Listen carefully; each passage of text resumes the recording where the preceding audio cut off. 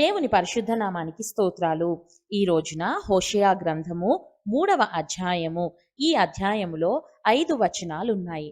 మొదటి వచనం, మరియు యెహోవా నాకు సెలవిచ్చినదేమనగా, ఇశ్రాయేలీయులు ద్రాక్ష పండ్ల అడలను కోరి ఇతర దేవతలను పూజించినను యెహోవా వారిని ప్రేమించినట్లు దాని ప్రియునికి ఇష్టురాలై వ్యభిచారిణియగు దాని యొద్దకు నీవు పోయి దానిని ప్రేమించుము.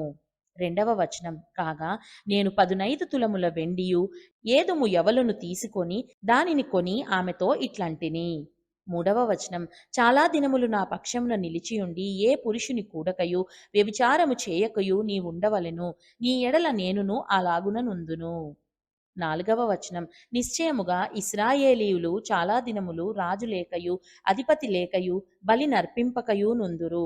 దేవతా స్తంభమును గాని ఏఫోదును గాని గృహ దేవతలను గాని యుంచుకొనకుందురు. ఐదవ వచనం, తరువాత ఇశ్రాయేలీయులు తిరిగి వచ్చి తమ దేవుడైన యెహోవా యొద్దను తమ రాజైన దావీదు నొద్దను విచారణ చేయుదురు. ఈ దినముల అంతమందు వారు భయభక్తులు కలిగి యెహోవా అనుగ్రహము నొందుటకై ఆయన యొద్దకు వత్తురు. దేవుడు చదవబడిన పరిశుద్ధ వాక్యాన్ని మనందరి వినికిడిలో దీవించి మనల్ని ఆశీర్వదించునుగాక. ఆమేన్.